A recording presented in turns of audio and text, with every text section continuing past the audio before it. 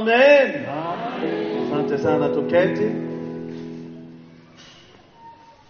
Ni furaha yangu kuwaletea mtumishi wa Bwana mchungaji Sixbet Kuzenza atuletee neno la Mungu asubuhi ya leo. Tafadhali msaidieni haya makofi hayatoshi haya.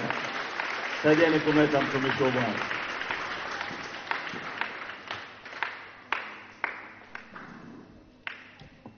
Na wasalimu kwa jina la Yesu Kristo. Bwana Yesu asifiwe. Amen. Wangapi tulikuwa hapo jana jioni hapa ambao tulikuwepo? Amen. Ambao tukufanikiwa jana lakini leo tumefanikiwa, tuko hapa. Wale ambao leo ni siku yako ya kwanza kuhudhuria semina, nyosha mkono juu. Amina. Na wale ambao bado hawajafika, mikono juu.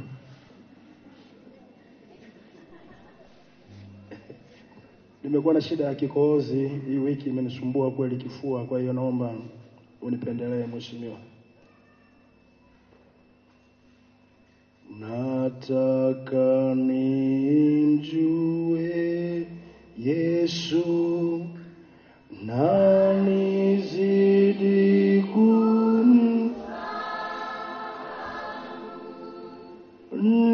nijue pendo lake na wokovu wake kamili, zaidi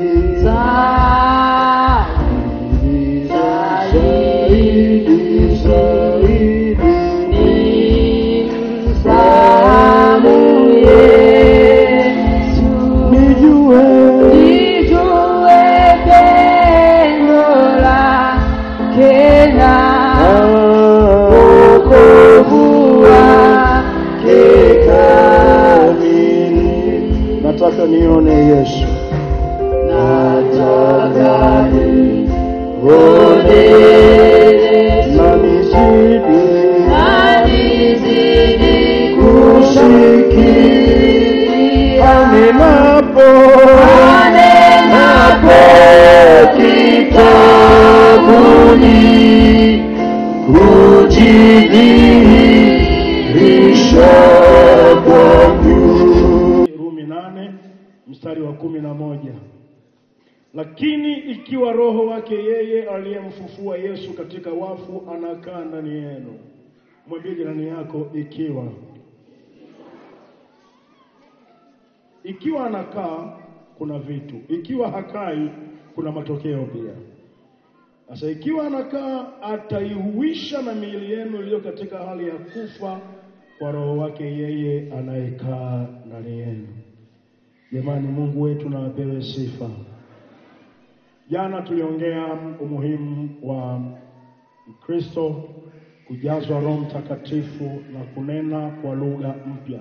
Wangapi mmejazwa Roho Mtakatifu na mpaka sasa unanena kwa lugha mpya? Nyosha tu mkono juu.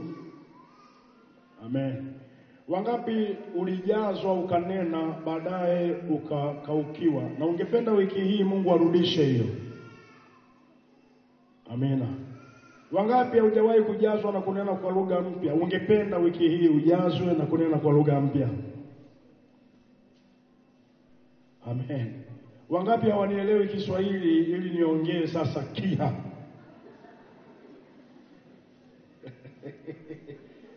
Ala, inabidi nitafute mtu anene kwa lugha, maana yake kia akili yangu haina matunda. Jamani, Bwana asifiwe. Ni muhimu sana kujazwa Roho Mtakatifu na kunena kwa lugha mpya.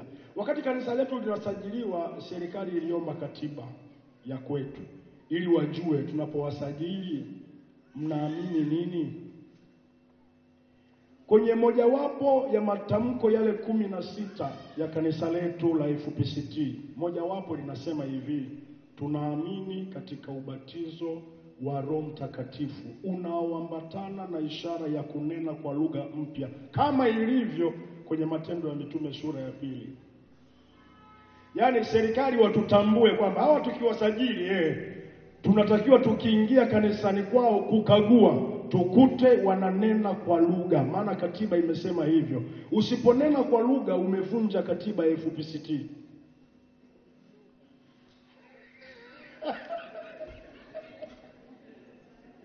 Na anayevunja katiba anastahili kabisa kuchukuliwa hatua. Kwa hiyo baada ya hapa nitaongea na wanasheria wangu tuende mahakamani.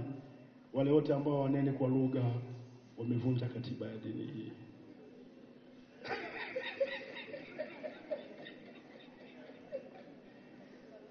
Kwa sababu baada ya kuuliza swali hilo na nikaona wapo ambao wanene kwa lugha, mmeniathiri kisaikolojia. Kwa hiyo nitaomba fidia. Mwaigu na watania. Lakini ni muhimu sana kujazwa Roho Mtakatifu na kunena kwa lugha mpya. Wanaonielewa na waseme amina. Jamani, kwa nini tumeitwa wa Pentekoste? Ni kwa sababu ya siku ya Pentekoste. Nini kilitokea siku ya Pentekoste? Kinapatikana kwa wa Pentekoste. Haleluya. Bigabilo oye. Na bahati nzuri nyendo mko hapa dini ilikoanzia maeneo ya huko. Kwa hiyo napenda kuona sasa hapa. Mimi mwenyewe nimekuja hapa nimejiandaa na notebook kuandika mambo ya kujifunza. Bigabilo hapa wamekaa mitume wa dini hii, waanzilishi waliolipa gharama. Sisi wengine tumeingilia katikati, tulikuwa wa Katoliki. Tukaifupistishwa, tukaingia. Nyie ndio wenye roho. Lakini habari mbaya ni hii hapa. Mkimsukumia nje, atakwenda kwa wale ambao leo tunawaita dini na watamkumbatia Roho Mtakatifu na watatembea naye. Na sisi ndo tutageuka kuwa dini. Wale tu ambao hawajakasirika mpaka sasa waseme amina. Mwambie jirani yako, wewe umenuna hivi hapo unasema amina.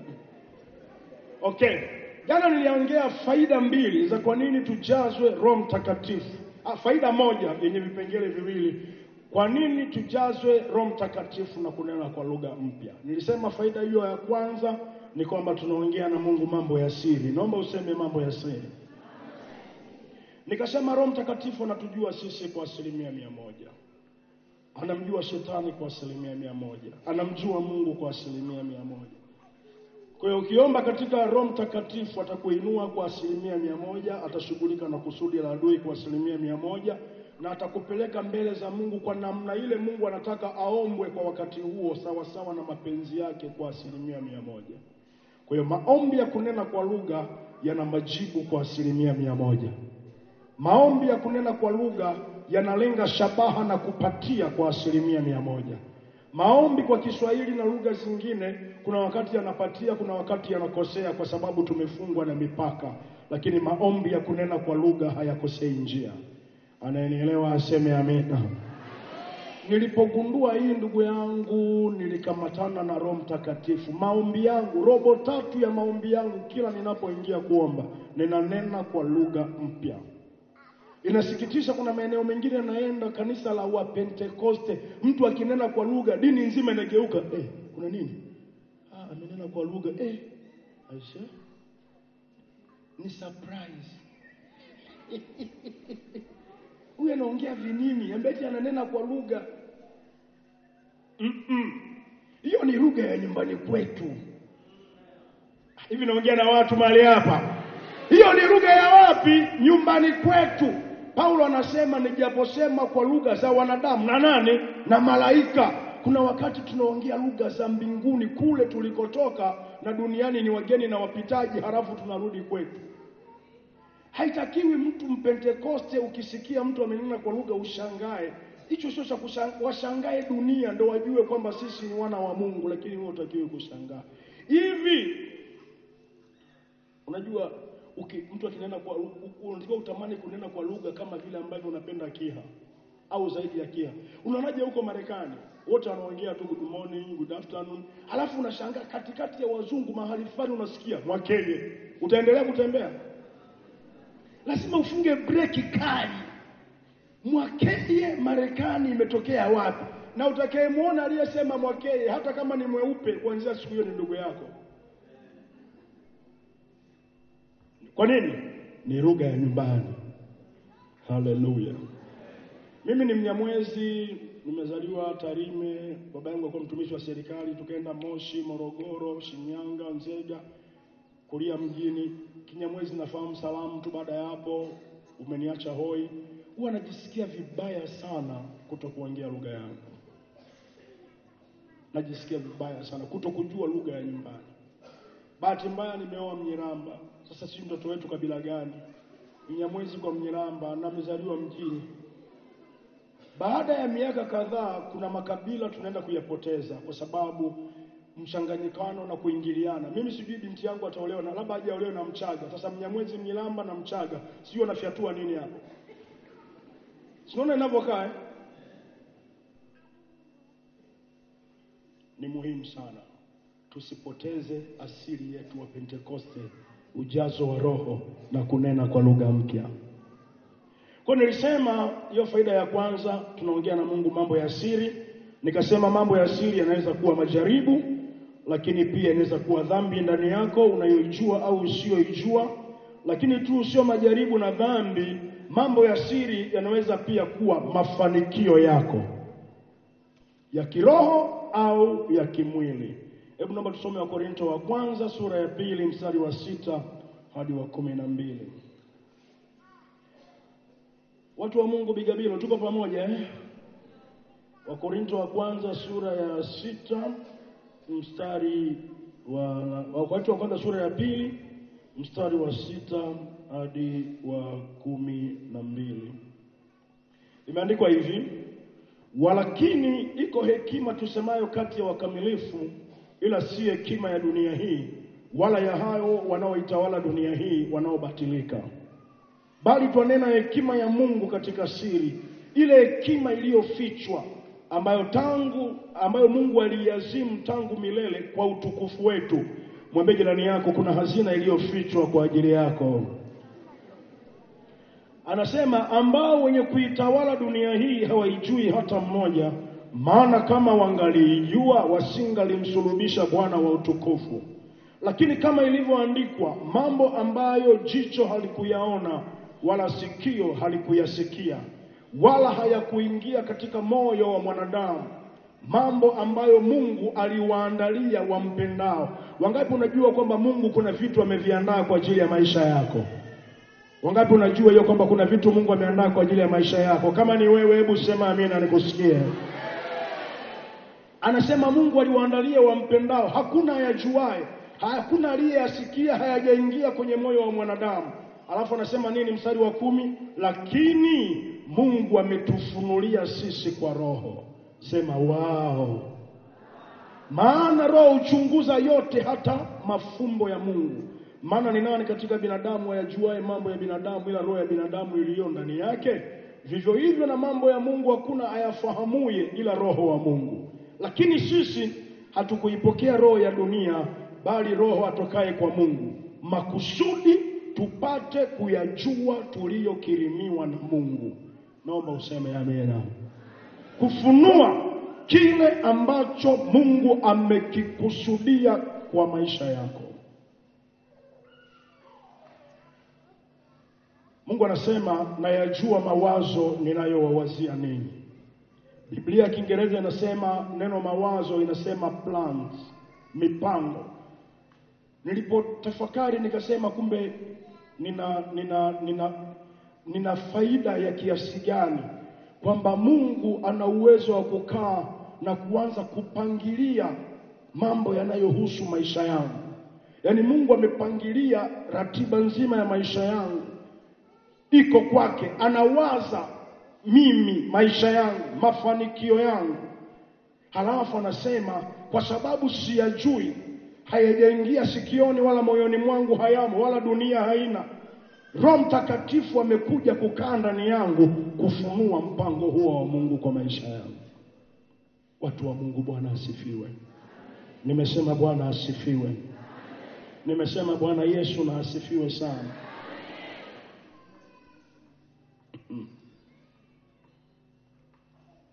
Kuna mambo ambayo Mungu amekusudia tuyapate katika maisha yetu, lakini hatuyafahamu. Utaona jana niliongea kwa habari ya wanafunzi kwamba ukijenga mahusiano na Roho Mtakatifu unaenda kupasua vizuri sana.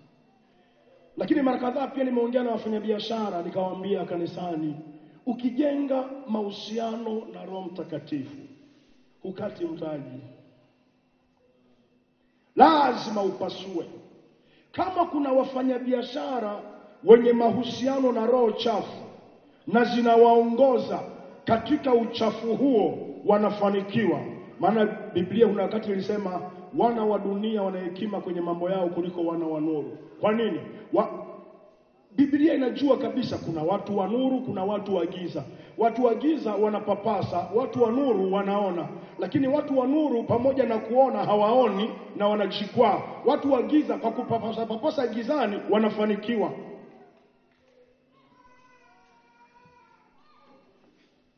Mhubiri akasema, niliona jambo limenishangaza. Watumwa wanapanda farasi, wakuu wanatembea kwa miguu.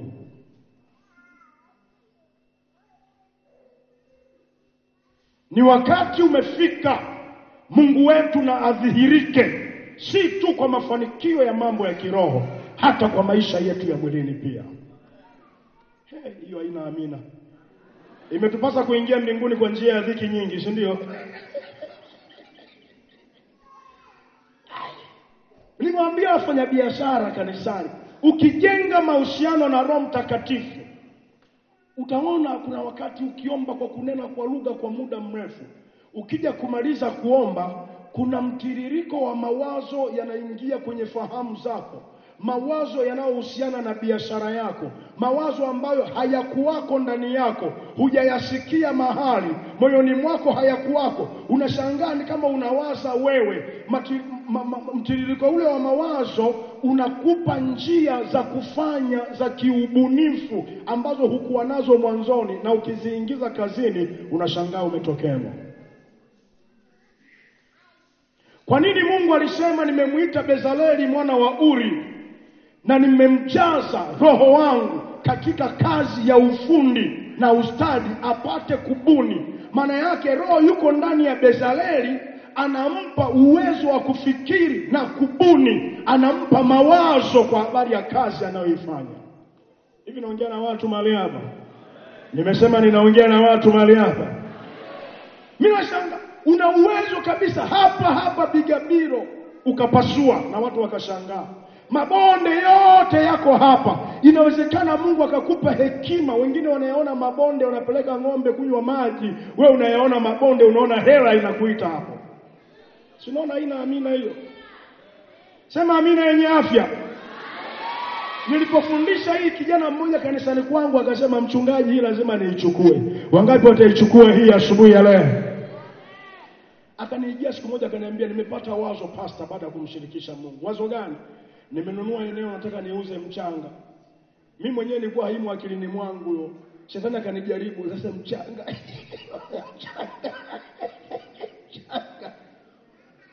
Lakini nikasema sikuwa nalo na yeye hakuwa nalo na Mungu amempa. Twende kwenye hilo eneo. Tukaenda mpaka kwenye lile eneo. Kufika hapa akaniambia, mchungaji, ukitabiri inakuwa. Na mimi nikasema umepatia ndugu yangu, ndio kazi yetu. Nikaanza kuzunguka kwenye mipaka, anasema mchanga uuzwe. Biblia silisema mtauambia mlima huu. Yesu alisema mkinyamaza yenyewe mnaojifanya mna midomo, mawe yatapata midomo afu yataimba sifa za Bwana. Na mimi nikajua kumbe kama mawe yanasikia sauti ya Mungu, michanga inasikia pia. Uzwa! Neno la msalaba kwa wanaopotea ni upuuzi, kwetu sisi ni nguvu ya Mungu aliye hai. Hebu nisikie amina ya watu wa Bigabiro mahali hapa. Nikasema mchanga na kuamuru uzwa, malori njoo hapa. Afu nikasema amina nyumbani. Yule dogo ananiambia hivi, nilipoondoka kuanzia kesho yake, tipa zikaanza kujipanga. Yaani yeye amenunua lile eneo kwa 900. Na aliyemuuzia alikuwa anamcheka, sasa hapa atalima nini yule mchanga? Nimemuingiza mjini. Kumbe hajui kwenye Biblia inasema namna hii. Kuna mtu mmoja aliliangalia shamba ambalo wengine wanalidharau, yeye akaenda kufunga duka lake, akauza magari yote, akauza nyumba zote, alafu akachukua na mkopo benki, akaenda akalinunua lile eneo. Akasema huyu chizi ni unauza basi unanunua ardhi. Kumbe yeye aliona hazina ndani yake ambayo watu wengine kwa macho ya kibinadamu hawaoni. Roho Mtakatifu. Roho Mtakatifu. Yule dogo ameuza mchanga, lile eneo lote likaisha. Amekuja kunitembelea nyumbani, ananiambia, "Pastor, lile eneo limenitolea 3.5 milioni. Kanunua kwa 900,000, kapiga 3.5 milioni. Biashara ya shilingi 1 kwa shilingi karibia 2 au 1.5. Ni biashara gani hapa duniani? Ni madawa ya kulevya peke yake." Lakini Roho Mtakatifu akampa ufumbuzi yule kijana. Mwingine alikuwa anauza sokoni tu, meza amejipanga na wengine, nyanya, mchele, biashara ya kawaida. Aliposikia hiyo, akaenda akaunguruma maombi. Mungu akampa maarifa. Kesho yake ameenda kwenye biashara yake, ananiambia, "Mchele, nikavunja kale kameza. Nikamimina kazege." Mungu akamuongoza, akaweka kakifusi, kapiga zege. Alafu meza yake ikawa juu kuliko zingine. Imeandikwa, "Mtakuwa kichwa wala sio mkia." Hawasemaji amina Bigabilo. Mwambie jirani yako, usiposema amina unaharibikia. Haleluya. Akainua, halafu Mungu akamuongoza namna ya upangaji bidhaa ambao mtu kwa mbali tu anavutiwa. Ni bidhaa zile zile, ila mkao wake unavutia, halafu iko juu, halafu panaonekana smart. Wengine wako chini na mvua ikanyesha, matope kibao. Mtu akiangalia hivyo sema, "Matope ndakanyaga wapi?" Anaenda kwenye zege. Ananiambia, "Mchungaji, kwa mara ya kwanza biashara ya sokoni kwenye genge akapiga faida ya 1,000,000 kwa mwezi huo." Nilijua kwa sababu mna wivu wa msemaji amina. Hebu nisikie makofi kwa Bwana Yesu aliye hai. Roho Mtakatifu. Haleluya. Wamama mnanisikia? Mama mmoja ananijia,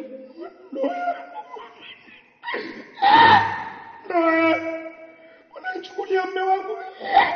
Nikamwambia, "Mama, ukilia sana Mungu ajibu kulia na kulalamika namna hiyo. Mungu anajibu maombi." Na maombi gani? Yaliyosimama kwenye neno. Biblia inasema mwanamke atalinda mume wake. Ingia kwenye ulimwengu wa roho, badala ya kulia na kupata madonda ya tumbo, mwambie huyo shetani aliyechukua mume wako aachie.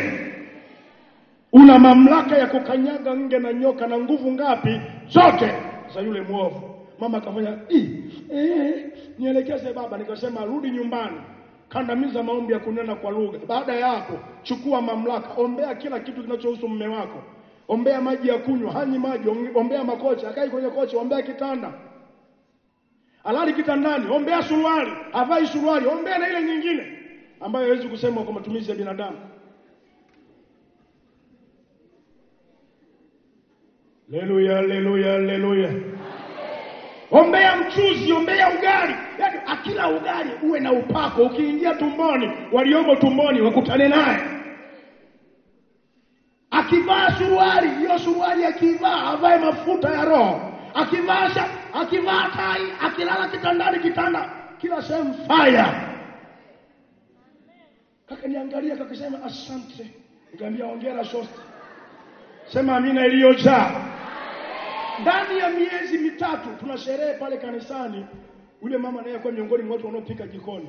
Akaambia, "Mama nani, njoo uone." "Nini?" "Mume wako yuko madhabahuni." Kumbe jamaa imeshakamatwa miezi mitatu inafurukuta. Roho Mtakatifu analipinya. Siku nyingine nikamwangalia tu mke wake, huyu anaenda kama vile imelala, kumbe inamchungulia. Alipoondoka ikavaa haraka. Ikaja kabana kanisani nyuma. Wanaotaka kumpa Yesu maisha kwanza pale mbele. Mama anakuja, "Jamani, baba nani?" Sala ya toba. Baada ya ibada kaniambia, "Mchungaji, naomba nionane na wewe. Karibu nyumbani kwa chakula." Sasa nimefanya kazi yote ya kumpa mbinu mke wako alafu niache kula. Hiyo ni kazi, lazima nile. Sema amina iliyoshiba. Nikahudhuria pale nyumbani, nikaukanyaga ule msosi. Alafu si kwa nini? Yaani mimi waga kuku wanapoteza maisha sana kwa niaba yangu. Usione vinaelea, vimeumbwa. Sema amina iliyojaa. Nimesema sema amina iliyojaa. Nimesema sema amina iliyojaa. Baada ya hapo jamaa kaniambia, "Mchungaji, najua huku kuokoka ni kwa sababu ya maombi ya mke wangu." Hajawahi kukutwa naomba, hajawahi kumshuhudia naomba, lakini Roho aliyemshughulikia amemshuhudia ndani. Ni mke wako, kazi yake kaifanya mpaka umeokoka. Ikaniambia sasa pastor, nilikuwa driver sijui kampuni gani, nimekwama sina kazi sasa hivi, naomba uniombee. Najua ukiniombea napata kazi. Kuna kazi zimetangazwa shirika moja la Umoja wa Mataifa Arusha. Nikabandika mikono juu yake, nikaiita hiyo kazi, nikasema kazi, njoo mnafanya interview, mnisikilize, mpeni kazi huyu kwa jina la Yesu Kristo aliye hai.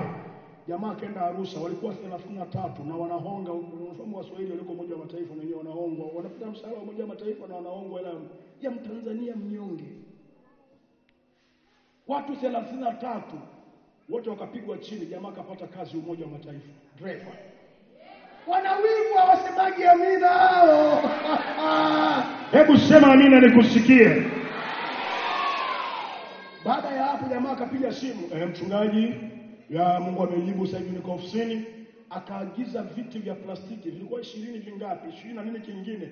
Mke wake anakuambia kapiga lemba, mtoto wa Kiha kaingia madhabahuni pale na tenge lake limekubali kiatu mchuchumio, wanja imeenda mahali pake lifshai.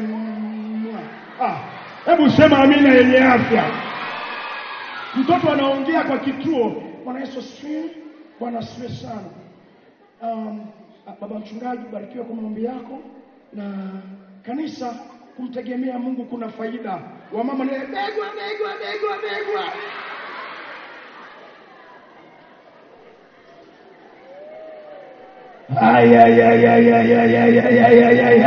Hebu nione mikono miwili juu, mpe Yesu makofi yenye afya. Namshukuru Mungu, mume wangu amepata ajira. Ni maombi yako baba mchungaji, ubarikiwe. Na mnasema tu amen. Unajua nini? Baada ya hapo kuna kabasha kangu pia. Tunagawane posa jamani. Hivi kweli mimi naomba hata unikumbuke hata kidogo jamani. Nyumbani kwa mchungaji nipakupeleka pepo tu jamani, na viuno vilivyokataa. Alafu ukifanikiwa unakula peke yako, aibu yako. Mungu anakuona. Haiwezekani unanirundikia pepo kibao na watoa wote, alafu unafanikiwa unakula peke yako. Huo ni utovu wa nidhamu. Ambao hawajanuna ndio waseme amina. Watu yule jamaa kazi mkataba ukaisha Arusha, akaenda Dar es Salaam, sasa hivi akaenda Mbeya, sasa hivi yuko Zanzibar. Ni kuzunguka, na kila anapomaliza mkataba shirika moja inatokea fursa shirika nyingine, na anajuaga tu akimaliza tu mkataba ni kupiga kwa mchungaji, pastor, hii hapa inakaribia kuisha ila kuna nyingine. Na mimi nasema kama ulivyopata hii na nyingine upate. Anapata, hajawahi kukosa kazi. Kwa nini? Roho Mtakatifu. Nimesema Roho Mtakatifu. Jamani, nimesema Roho Mtakatifu. Hebu sema tena Roho Mtakatifu. Akaja mtu mmoja, ilikuwa ni mwaka 2006 au 2007, nimemwalika kwa huduma pale kanisani kwangu. Kafika pale nyumbani, akaingia, akasema kabla sijakaa naomba Bible, nikampa, akanipiga andiko, akaniambia Mungu ananiambia kuna mawazo unayo kwa ajili ya kazi yake mahali hapa. Na umefika mahali unafikiri kwamba una nia makubwa sana. Hii ni sauti ya Mungu kwako. Mawazo hayo sio yako, ni Roho Mtakatifu sauti yake. Yatii, uyafanyie kazi, utafanikiwa. Unajua nini? Roho Mtakatifu alikuwa ameweka ndani yangu maono na akatiririsha kwa mfumo huu ambao nimekuambia wa mawazo baada ya maombi ya kitambo. Na nilipotoka nikawaambia baraza langu la wazee, tunaenda kusimika kanisa Kahama la washirika 100,000. Sio nataka amina haipo. Yaani wengine baada usema amina bila wewe 1,200,000 wewe. Unajua 100,000 wewe. Tunapanga matawi, tunafungua makanisa ya mahali, tunaongeza matawi kwa spidi kali, lakini bado spidi ya kuokoka watu ni kubwa. Kahama sasa hivi na watu 1,000,000 na kidogo. Wa Pentekoste hawafiki hata 100,000. Ila 900 na kitu inaenda wapi? Kwa nini nisiwe na maono ya kuwachukua angalau 100,000, wengine nikawaachia wengine na wenyewe pia walete mamilioni ya watu kwa Yesu? Kwa hiyo hata 100,000 bado najiona kwamba nimewaza chini kulingana na idadi ya watu waliopo, maana Mungu hapendi mtu yeyote apotee, bali wote waifikirie toba. Nikawaambia wazee wa kanisa, wakasema baadaye ikawaingia halmashauri, ikawaingia, nikaingia kanisani, nikaongea, wakafanya baadaye ikawaingia. Sasa hivi kila mmoja tumelenga pale. Unajua nini? Majuzi hapa nikamwita askofu mmoja, nikamwambia mzee, nasikia tu moyoni mwangu, njoo ukae Kahama. Nikamtafutia hoteli nzuri, siku 3 ukae tu, ulale, ushinde, sikusemeshi, sikutembelee. Kuanzia Ijumaa, Alhamisi, Ijumaa, Jumamosi, sikutembelei, sikusemeshi. Wewe ni kulala, amka, wakupe chochote kula, maana mzee umefanya kazi muda mrefu, unahitaji kurelax. Akaniambia, mwanangu, Mungu amesema na wewe. Hapa niko kwenye maombi, kuna vitu vimenikamata, moyo wangu haujatulia, natamani nipate mahali pa utulivu. Sio wewe, ni Roho Mtakatifu. Na mimi nikapigia mstari majibu. Mzee akaingia, akapiga siku 3 pale. Jumapili ndo nikamwambia, sasa utalisalimia kanisa kwa neno. Alipokuja akaniambia, kijana wangu nimekuwa mpya. Ni askofu wa jimbo mahali fulani. Sema, kijana wangu sasa nimekuwa mpya, najisikia mzigo umeniondoka kabisa. Unajua nini? Kumbe mimi kumtii Roho Mtakatifu, kumpumzisha mzee, Roho Mtakatifu akasema na mzee kwa ajili yangu pia. Sio Roho Mtakatifu alivyo mzuri. Baada ya ibada akaniambia, twende ofisini na neno na wewe. Akaniambia, piga magoti. Mwanangu, Mungu ananiambia nimekupa 1/10 ya watu wa Kahama. Maono niliyokuwa nao tangu 2006, 2017 mwaka jana, Mungu anayathibitisha kupitia askofu aliyenilea. 1/10 ya watu wa Kahama. Tuna watu milioni 1. 1/10 watu wangapi? 100,000. Akaja katibu mkuu Pastor Shija, akahubiri, akasema, hapa Mungu amesema nami miaka mingi mtakuwa na kanisa kubwa hili ambalo mnalo halitoshi, na watakuja kuabudu watu mpaka nje ya mji wa Kahama. Watakuwa wanakuja Jumapili. Nina mshirika ambaye anafanya kazi Singida, kila wiki anakuja kusali Shalom.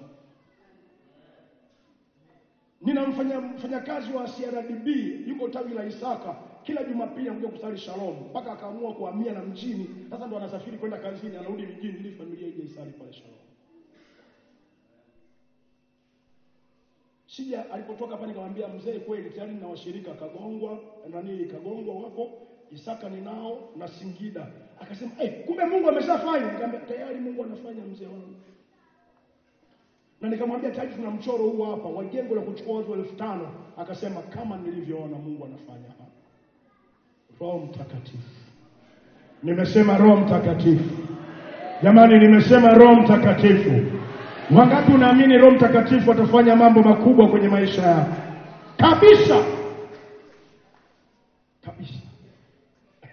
Mara nyingi najifunza sana kwa maisha ya Yusufu. Acha niongee kidogo maisha ya Yusufu, tukaombe Mungu. Akiwa kijana mdogo, wangapi vijana mndani? Vijana. Mna nafasi kubwa. Kuna vijana huko, ndugu hakuna. Vijana, nione. Mna nafasi kubwa sana ya kutengeneza kesho yenu, mkijenga mahusiano na Roho Mtakatifu. Yaani mna fursa kubwa sana ya kuwa na kesho nzuri mno. Mimi najuta kwa sababu nilipoteza muda wangu mwingi kwenye uhuni. Mimi nimekulia maisha ya kiuni. Tangia nikiwa darasa la 5, mama yangu alisema, najuta kwa nini Mungu alinipa mtoto kama wewe. Ningejua wakati wa kukuzaa ningekubana ukafa. Nilikuwa sifai kwa matumizi ya binadamu. Na mimi namwambia, wewe maza vipi? Mbona unaleta zako? Sekondari nimesoma miaka 5 kwa sababu Mungu psychology ilinichukua, tukawa tunafanya mambo ya kihuni. Kufika form 2 sijasoma, tukaiba mtihani, tukakatiwa matokeo, nikarudia sekondari miaka 5. Najuta. Mimi nilikuwa ni bright kuliko ndugu zangu wote. Lakini na dada yangu sasa hivi anafanya masters ya education, na mdogo wangu ana degree ya accountants, na kaka yangu mwingine na yeye amemaliza degree yake, anataka kufanya masters. Mimi form 4 nikapata 4 moja imening'inia kweli. Bahati nzuri Mungu akanirehemu, akanitupia kwenye ualimu. Nikakaa kwenye ualimu, chuo cha ualimu Tabora bana. Nakuja kuingia kwenye ualimu. Lakini kabla sijaingia kwenye walimu nikawa nimeokoka. Kwa sababu nilikaa siku moja chini nikasema, nilikuwa nimekaa na mchepuko. Nikamwambia, "Oya, mimi naokoka." Yaani nimepigwa na maisha mpaka nikanyoosha maelezo. Bahati nzuri Mungu alinipa neema ya kama mwana mpotevu kuzingatia moyoni mwangu kwamba hivi njia niliyoichagua inanipeleka wapi. Nikajiuliza, nani amewahi kujenga nyumba 5 kwa sababu anavuta bangi nyingi? Hamna. Isipokuwa wengi wao ni vichaa. Nikasema hapa naelekea kwenda kuvaa suruali kichwani. Nilikuwa nakula bangi bara. Nilikuwa nainua nondo. Hiki kifua hiki usione kinaelea, kimekula nondo, kuna nondo zimepangana nyingi sana huko. Na nilikuwa mgomvi sio kawaida. Ukinishinda ngumi na kupiga jiwe. Nilisema jana Mungu ameumba mawe na fimbo kwa ajili ya wanyonge. Hivi naongea na watu mahali hapa. Baadaye nikaja kukaa, nikajiona kwanza jamii imenitenga, familia imenitenga. Nitapata kazi kwa nani kwa staili hii ya maisha? Kesho nitakuwa na ufunguo wangu nifungue chumba changu mwenyewe. Nani atakubali kuolewa na mimi kwa staili hii hapa? Nikasema hapa naokoka. Nimeshajaribisha huku, nimeona haviendi, wacha nijaribishe upande wa pili. Biblia inasema onjeni muone ya kuwa Bwana ni nani. Tangu nimeonja sijatokea. Kutoka anayedharauliwa kuliko wote sasa hivi naheshimiwa kuliko wote. Haleluya. Huwa nikitembelea nyumbani na mwangalia mama yangu alipokuwa ananichapa na niangaikia, anacheka. Niambia hivi mama, ulipokuwa unanichapa ulikuwa unajua kwamba unachapa makamu askofu wa jimbo la Shinyanga Magharibi?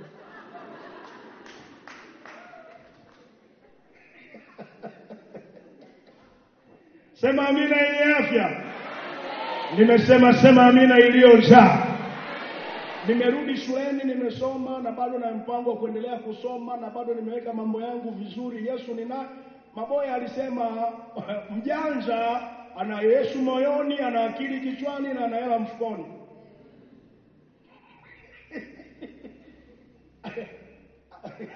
Hata kama uamini sana injili yake, hapo akamsema, nilikasikiliza nikasema kitu jamaa alifikiria kidogo. Fedha na dhahabu ni mali ya baba yetu. Unafikiri singekuwa hela kuwawezesha wamishonari kusafiri na kuja kujenga jengo kubwa namna hii Gabiro, mngekuwa ndani? Tunahitaji hela kwa ajili ya ufalme wa Mungu, kwa utukufu wa Mungu wetu. FPCT hoye.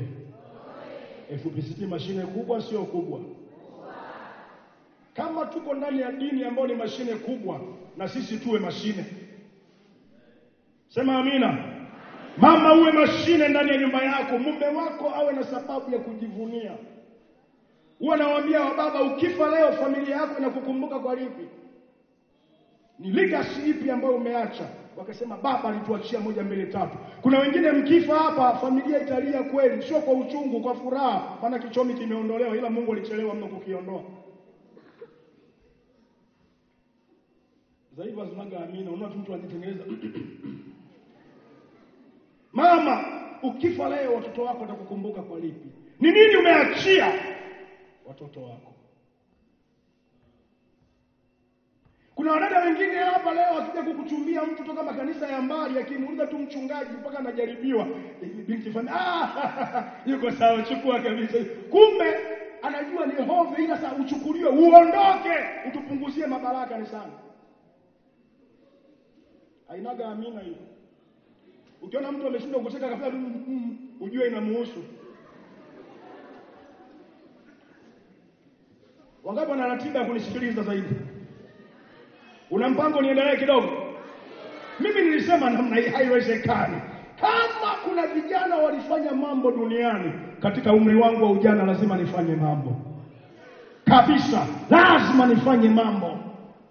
Kwa nini? Ninaye mkuu sana ndani yangu, Roho Mtakatifu. Na pale kanisani vijana, kwanza vijana wangu pale kanisani tumewekeana mikataba. Ni marufuku kijana kuiba mwanamke. Haiwezekani una suruali, unadhalilisha suruali yako kuiba, alafu na wewe dada unaibwa. Kweli unaibwa. Usiku nyumba ya baba yako na mama yako unaondoka na mfuko wa rambo kweli. Unaenda kwenye nyumba ya kupanga, asubuhi unashangaa tu unatoka chumbani, na wewe shikao.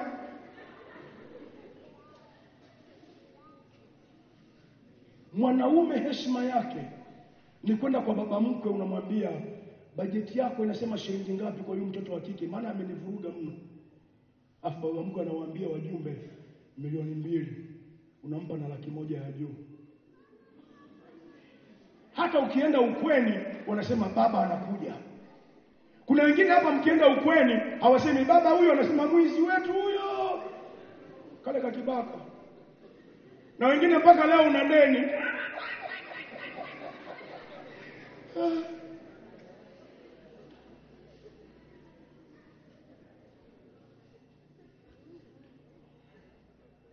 Na kesho mtakuja? Ndio. Inawezekana kama kuna wengine wana miguu miwili, wana mikono miwili, wana macho mawili walifanya, wewe unaweza sana, maana una roho ndani yako. Acha kujidharau, kamatana na Roho Mtakatifu.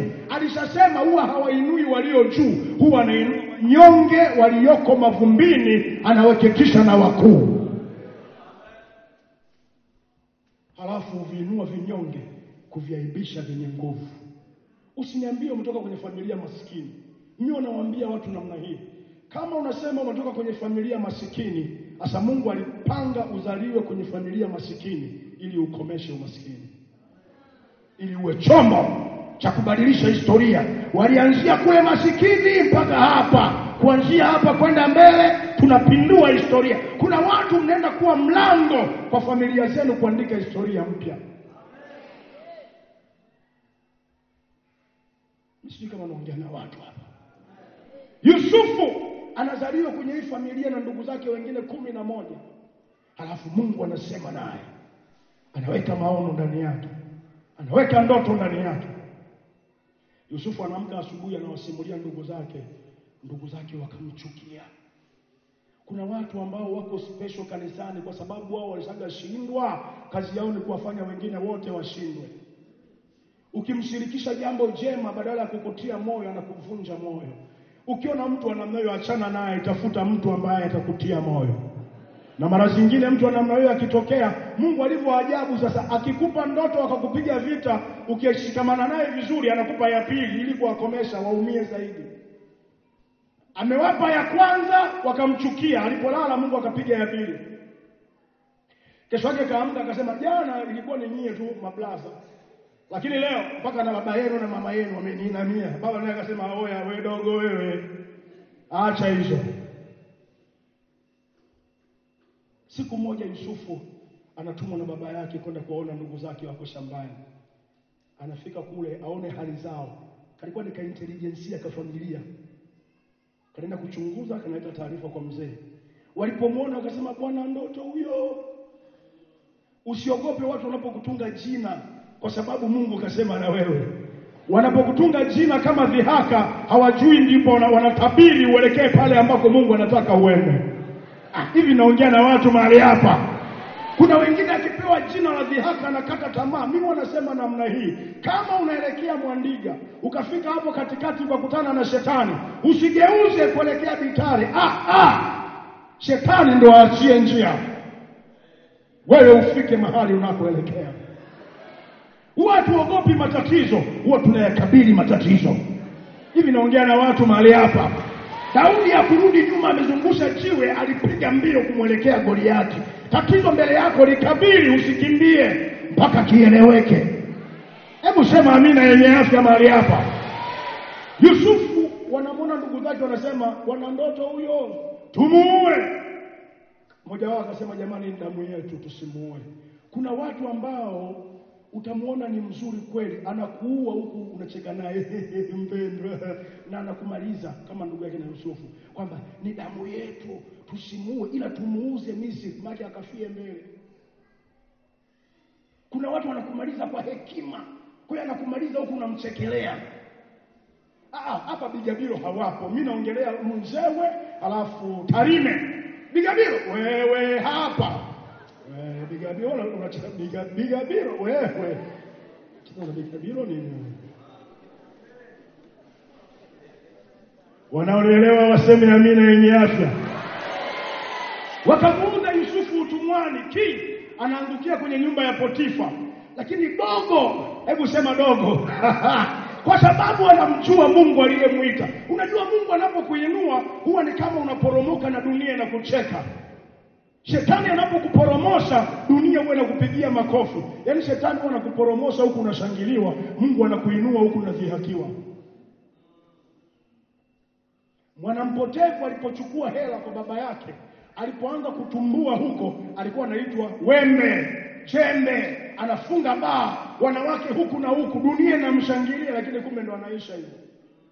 Yusufu alipokuwa anainuliwa kupitia Misri.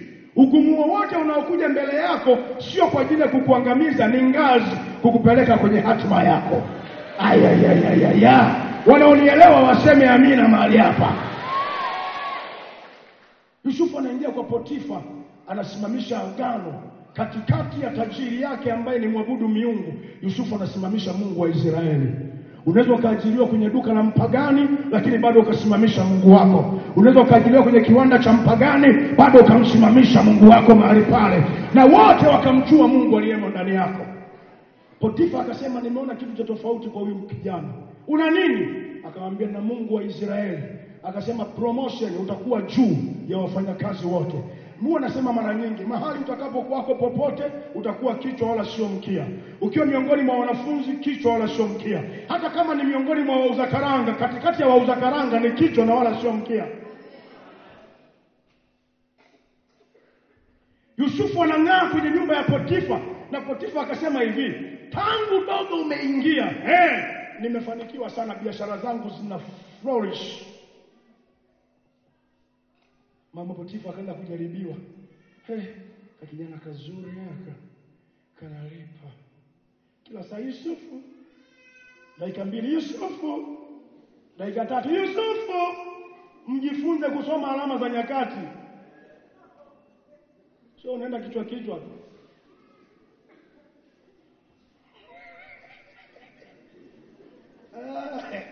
Jamaa mmoja anamwambia dada, Mungu ananiongoza kwenda mlimani siku 4. Na Roho Mtakatifu aniongoza twende na wewe. Asante. Wakaenda kwenye maombi na wakarudi na majibu. Walienda kuomba, wakarudi na majibu. Soma alama za nyakati. Yusufu, njoo chumbani. Hakuna mtu nyumbani, njoo chumbani. Kaingia tu chumbani. Mama akasema, alhamdulillah. Miungu yangu ya Misri imekuleta. Allah subhanahu wa ta'ala amekuleta. Yusufu kamwangalia akamwambia, mama, mume wako amenipa promotion, kila kitu kiko chini yangu. Naweza nikatumia niwezavyo, ila wewe ni kwa matumizi ya mzee. Mama akasema, mzee mwenyewe amekalia mavikao tu, warsha masemina. Hajui kwamba na mimi mwanamke. Yusufu akamwambia, mama, haiwezekani. Akamwambia, unijui. Anataka kumdaka Yusufu, akamwambia, mama, nilipokuwa naajiriwa ukusoma vizuri ile faili yangu. Kuna kwenye CV yangu kuna sehemu imeandikwa nina mbio balaa.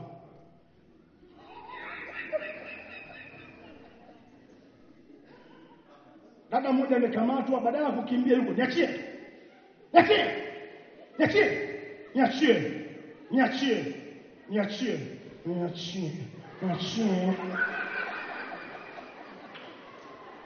Hiyo ni kama gari ukiwasha, ndugu yangu, anakukamatia mbele gamba.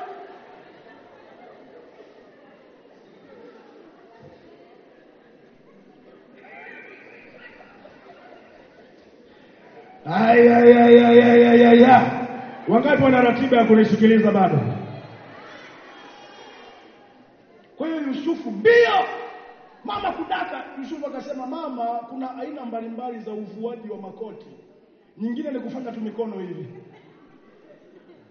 Likabaki. Mbio.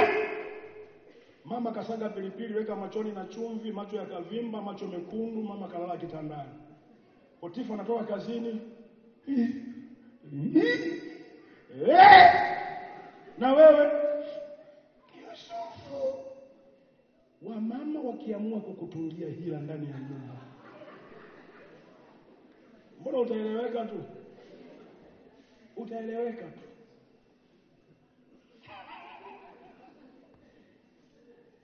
Potifa anamwambia, Yusufu nini?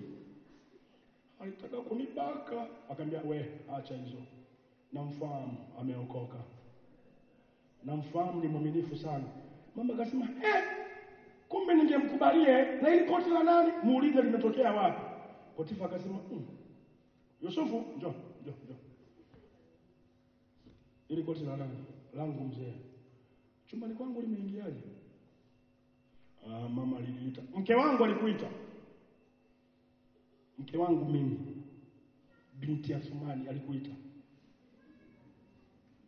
Halafu mzee, mambo mengine ni aibu. Aibu gani? Unaniambia mke wangu alikuwa anakutaka wewe, mtumwa wa Kiisraeli, kafiri. Mke wangu atamani kafiri. Na kama alikuwa anakutaka angekuja kunisimulia. Yusufu alifungwa bila kupita mahakamani. Kuna wakati mwingine utahukumiwa kwa kesi ambayo tuhuma sio yako, lakini ushahidi wa kimazingira upo na utatumikia kifungo na hauna hatia. Usiogope, usipambane na watu. Mwache Mungu asimame kwa ajili yako. Hivi naongea na watu mahali hapa. Usitafute mchawi, maana hakuna linalokupata isipokuwa Mungu amelipa vema lipite kwenye maisha yako. Nenda kwa mzee wa siku, sema na. Yusufu anaingia gerezani, kifungo kisichojulikana, kwa kosa lisilokuwa lake. Lakini aliondoka kwenye nyumba ya Potifa ameacha ujumbe, vyovyote iwavyo siwezi kumtenda dhambi Mungu wangu. Ameingia gerezani, bado miongoni mwa wafungwa akawa kichwa na wala sio mkia. Akafungua bonge ya dini ya Kipentekoste jela. Hakumwambia Mungu, mambo gani haya? Unanipa ndoto, nauzwa. Unanipa ndoto, kwa Potifa nikaona kama kaunafuu. Niko jela, nchi ya ugeni. Hiyo ndoto inatimia wapi? Ni kama vile unaweza kaachana na maono hayo ukaona ni feki. Mungu akisema amesema. Njia ya kukufikisha kwenye maono yake wewe usimchagulie. Tembea sawa sawa na anavyotaka. Kuna wengine hapo mnatamani kweli ungezaliwa kama mjini. Napigika hapa. Dar es Salaam. Nini wewe? Mungu anajua. Kuna wengine utamani hapo ungekuwa mtoto wa Baresa. Na wengine unalaumu kweli kwanza kwetu wachawi, maza mwenyewe mchawi. Nakwambia hivi, hata kama mama yako mchawi, msaidie, mtunze, mpelekee kanga na umshukuru, maana angekula nyama. Kwa nini angekutafuna ulipokuwa mdogo ujitambui? Mheshimu sana huyo mheshimiwa mchawi amekulea umefikia hapo. Uchawi muachie yeye, nafasi yake ya mama iko pale pale. Wale ambao hajakasirika ujue, wale ambao ukiona amenuna kijani yako ujue kwao. Mambo ya hapo.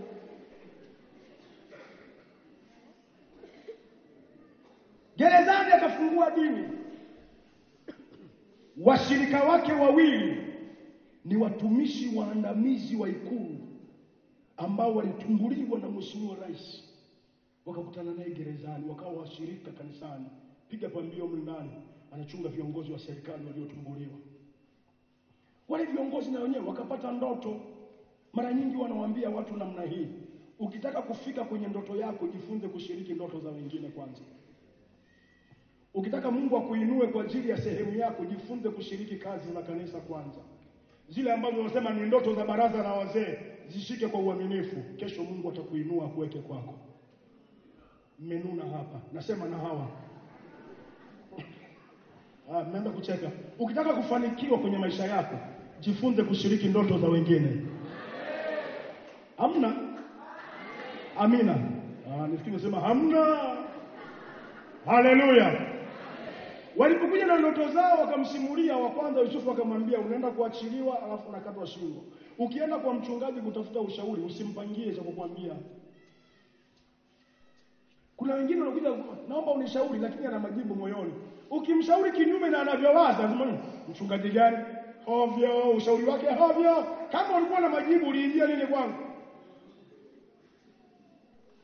Tusisumbuane mtaani hapa. Ukija kwangu nitakwambia ninachokiona. Kichwa kinakatwa. Maana yake ni nini? Tengeneza mambo ya nyumba yako. Wa pili akaambiwa utarudi, utalipwa mshahara yako yote kwa miezi ambayo ulikuwa jela, utalipwa fidia na unarudi kwenye nafasi yako. Jamaa akasema haleluya. Mtumishi wa Mungu, nikirudi tu ofisini, nikirudi Mheshimiwa Rais yuko karibu na mimi sana, nitamueleza jinsi ulivyoonewa. Washirika huwa ni wepesi kutoa ahadi wanapokuwa kwenye uhitaji, lakini ni wagumu kutimiza ahadi wanapokuwa wamefanikiwa. Bigabiro hawapo. Naongea tu kuandaa, labda mbeleni itatokea, lakini huko Bigabiro safi. Wewe hapa amechunga mzee mwenyewe wa dini hii, wote hapa safi. Na mtu ananiangalia, ungejua Yesu wa Nazareti. Jamaa amerudi Ikulu, kasahau yote aliyomwambia Yusufu. Miaka 2 ikapita. Farao akaota ndoto. Ng'ombe wakala ng'ombe, ngano zikala ngano. Farao kuamka, kaangalia vitabu vyote vya rekodi na kumbukumbu za mafarao, haijawahi kutokea. Akaita waganga wote, wakaja wakakaa pale, akamwambia jamani, ni hivi, salamu alaykum, salamu alaykum, alaykum salam. Ng'ombe wamekula ng'ombe, ngano zimekula ngano, pigeni. Wakapiga bigi wa mzee atuisomi. Jamani, ng'ombe wamekula ng'ombe, ngano zimekula ngano, pigeni. Vugu wa mzee haipatikani. Akasema wallahi na wachinja. Haiwezekani.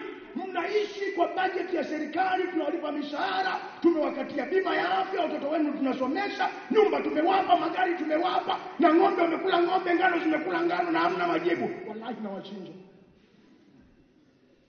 Yule jamaa akaambiwa, vipi? Kwenye ukumbi wa mzee kuna watu shingo zinaondolewa. Kwa nini? Ng'ombe wamekula ng'ombe, ngano zimekula ngano. Hawana majibu waganga. Jamaa ndo akakumbuka, hizi sio za waganga, ni za Wapentekoste wa Bigabiro. Hebu sema amina yenye afya. Jamaa kaenda, mfalme uishi milele. Nina kaneno kadogo, hao jamaa utawachinja bure. Mungu wao ana mipaka. Kuna jamaa ninayemfahamu, hizi ndio za kwao. Pale Kahama nina ustazi mmoja, katibu wa BAKWATA wakata. Ni mteja wangu, kuniletea magonjwa yote sugu yaliyoshindikana. Kwa nini? Mara ya kwanza bila kuniambia, baba mchungaji nimekuja, unijui lakini mimi ni ustazi fulani, katibu wa BAKWATA. Kuna siku nimekaa mlangoni kwangu pale nje, akaja mama amevaa nguo ya ndani kichwani. Sasa yeye alisema jina lake kati kama ilivyo hivyo alivyowaza. Ameivaa kichwani. Alafu mama kaivaa kichwani, afa namwambia nipeleke kanisani. Jamaa akasema nitampelekaje mtu kanisani amevaa nguo ya ndani kichwani? Yule mama akaniambia nipeleke kanisani. Yaani kuna pepo wengine anampagaa mtu hapo anatafuta hapo kwenda kutolewa. Na anajua mahali sahihi. Anasema amekaa nusu saa. Alimwenda pale kanisani akamsukumia ndani ya geti akaondoka. Amekaa nusu saa, akamwona yule mama anarudi, hana nguo ya ndani kichwani, yuko timamu. Maana tulipiga fire, pepo akalipuka, tukawachomoa, mama akazinduka. Shamos kama maraba. Jamaa kajificha. Yule ustazi akasema kumbe pale kuna kitu. Kila mgonjwa anayetokea, jamani, kumuongoza kwa mchungaji. Baba mchungaji nimemleta na huyu. Anambia safi, mikono, chali, pepo nje, anaondoka. Ubarikiwe baba, inshallah. Sema amina moja yenye afya. Nimesema sema amina moja yenye afya. Yesu wetu juu au chini? Kama una Yesu aliye juu, sema amina moja yenye afya. Mpe Yesu makofi na vigelegele asubuhi ya leo. Haleluya. Nimesema haleluya. Yule jamaa anamwambia Mheshimiwa Rais, hawa jamaa utawaua bure, uwezo wao ni mdogo, Mungu wao ana mipaka. Kuna kalokole na kafahamu, Mungu wake hana mipaka.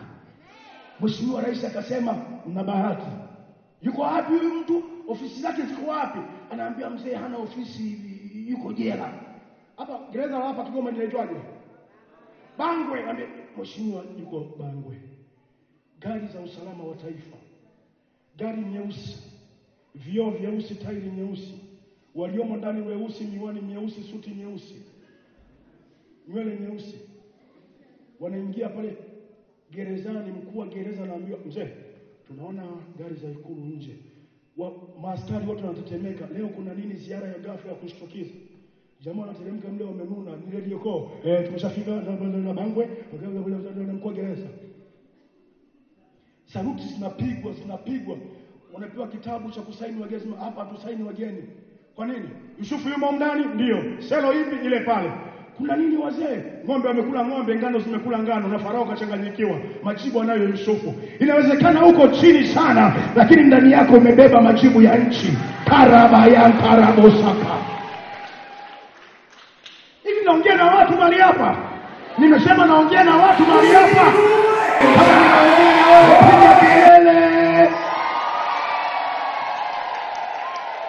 Wanaingia kwenye chumba alichomo Yusufu. Na ukiingia mle ndugu yangu na sura yako ngumu, Yusufu akakuona akashtuka. Moyo ukasimama akafa. Na ikulu ng'ombe wamekula ng'ombe, ngano zimekula ngano. Farao anakulimbia. Kwa hiyo ukiingia mle ndani ili usimshtue Yusufu, inabidi utabasamu kwa matumizi ya ofisi ya Yusufu. Yusufu hata kama ni mpagani, Bwana Yesu asifiwe. Samahani mzee, napitaje ikulu kidogo, kuna ng'ombe wamekula ng'ombe na ngano. Zimekula ngano. Watu wanashangaa Yusufu anatoka chini ya escort. Usalama wa taifa wamemzingira kila sehemu. Ni radio call tu. Clear njia zote, ondoa magari, weka pembeni, hataki jamu.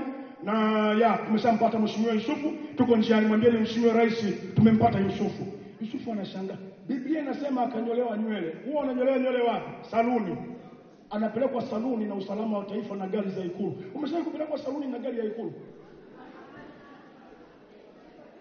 Mimi nakwambia hata kinyozi wa siku hiyo alikuwa ni professional.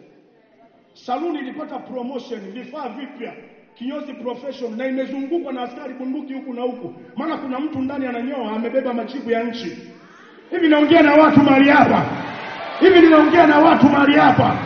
Usikidharau, umembeba Mungu mkubwa sana ndani yako. Nakwambia mwashangaa, hii saluni leo vipi? Anambia yuko ndani mheshimiwa Yusufu. Wafungwa wamebakia. Bana tulikuwa tunakona kafara, kumbe aka jamaa noma bana mshikaji wangu na mimi naokoka au vipi?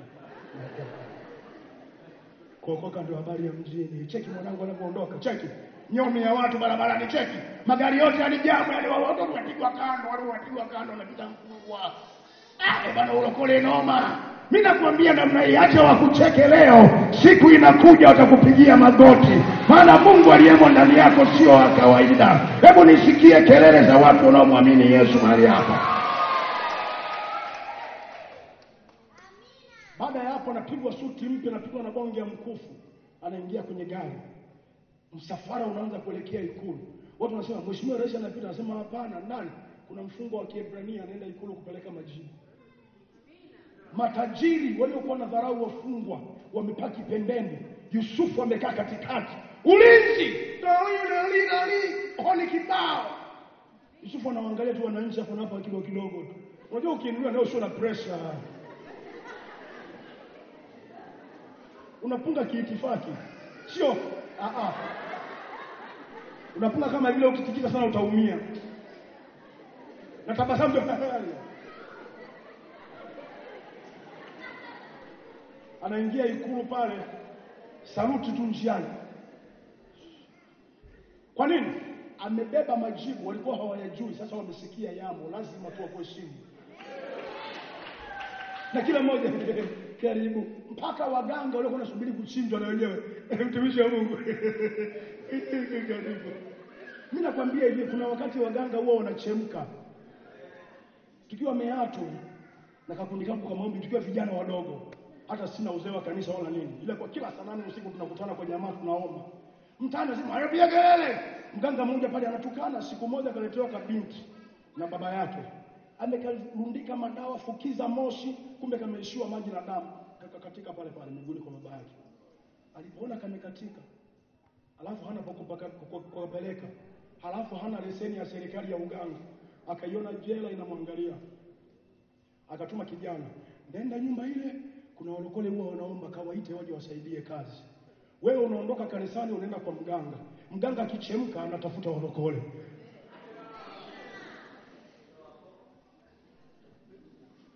Hello? Tukaenda watatu, na wote ambao tulienda pale sasa hivi wote ni wachungaji. Tukaingia mle ndani. Binti kaningine kumshika wa baridi mwili wote, kasoro hapo kwenye moyo kuna kajoto kambali. Baba yake kakodoa macho, mganga na mkia wake mavibuyu pale kakodoa macho. Tukaingia vipi? Mganga anasema jamani, ndio kama mnavyoona. Tukasema kweli tunaona, tuna kadedi mwanangu.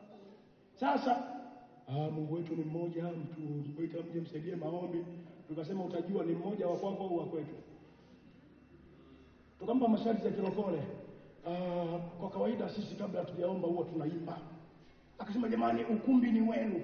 Hakuna pambio yenye uwepo wa Mungu kama ambavyo inaimbwa kwenye sebule ya mganga. Na tuliomba, hatukuzingatia key, hatukuzingatia flat, tulizingatia sauti iende mbali. Na unahakikisha mdomo umeelekea dirishani. Mungu yu mwema, ametenda mema. Roho yangu itukuze Bwana, iende mbali. Ili majirani wote wajue sebule ya mganga imekuwa kanisa la Wapentekoste.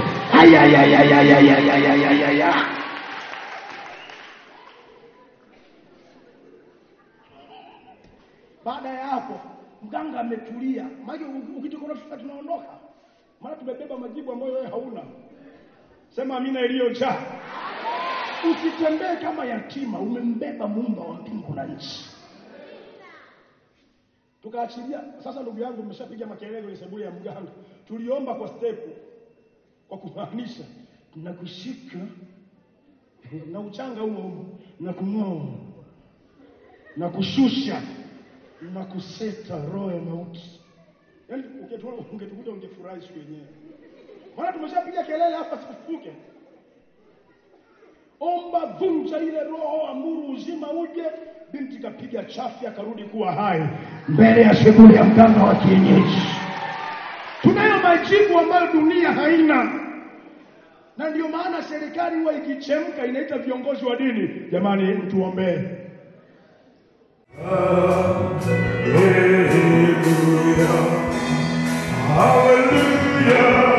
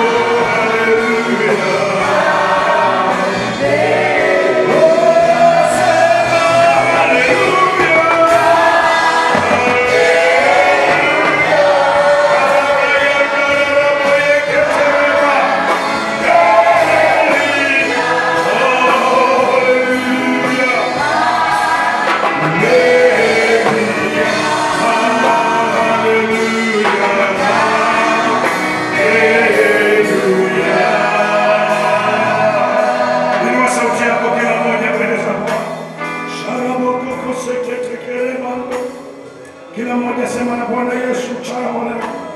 Sema na Bwana Yesu mchana wa leo. Shandarabo yetelele bayandarabo seke. Urabakata karabo yandarabo seke. Nikabakata karabayandarabo kotori kabayando. Nikabayandarabakata rabayandarabaka. Kila mmoja sema tuna Bwana Yesu. Achilia neema ya Mungu ikufunike. Achilia moyo wako wazi. Roho wa Mungu akufunike mchana wa leo. Aseme na maisha yako mchana wa leo. Karibu Roho wa Bwana. Karibu mahali hapa Jehova. Karibu mahali hapa Mtakatifu. Oh Mungu wa Israeli. Nikabayandara moseke. Inua sauti yako juu mtu wa Mungu. Inua sauti yako juu, sema na Bwana. Kadiri ambavyo umepokea neno hili, hebu sema na Mungu. Mwambie Bwana usiniache. Mwambie Mungu usinipite. Natamani nifunikwe na uwepo wako. Natamani nifunikwe na nguvu zako. Natamani nifunikwe na mamlaka yako. Wiki hii ni wiki yako. Ninajua una kitu kwa ajili yangu Baba. Ninajua una kitu kwa ajili yangu Yesu. Sema na Bwana, sema na Bwana. Nikaba satara boko takabayanga.